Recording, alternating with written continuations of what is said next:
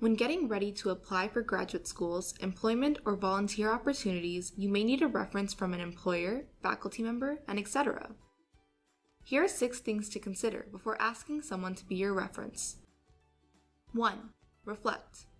Think about who has been in a position to witness your personal and/or professional growth, as well as observe your knowledge, abilities, and skills in practice. Asking someone to be your reference is not about who would look great on paper because they hold a job title with the word director and/or are on tenure track, but can speak honestly about you. Keep in mind, applicant familiarity does play a role, and it is an area in which organizations and institutions do inquire about. In other words, how long has the referee known you and/or in what capacity? 2. Chat with the referee.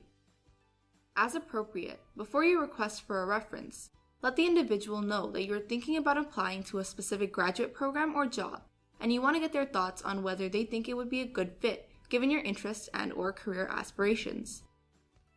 Depending on the person's comments, you can sometimes guess how they would speak about you or rank you in comparison to other candidates based on a category.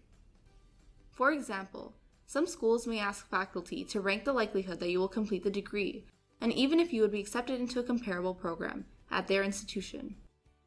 While an employer could ask how the referee would rate your ability to collaborate and work with a variety of personality types. 3. Avoid the words good and strong. In all honesty, depending on your relationship with the individual, the first thing you may want to avoid is asking for a good or strong reference, as most folks probably won't answer accurately. Even then, depending on the set of questions, there may be one where the referee does need to comment on your areas for growth. What defines a good reference is not one where the referee is singing your praises, but accurately speaking about your knowledge, abilities, and skills. 4. Start early. Letting your referee know well in advance that you will want them as a reference is critical, especially if you're thinking about graduate school, since some folks will want a copy of your CV, resume, and/or letter of interest to inform what they might possibly like to write about you that you were not able to speak about in the aforementioned documents. In addition, giving someone notice will provide them the opportunity to schedule time during their day to write one. 5. Go in person. If it is the first time that someone will be a reference for you, consider asking in person.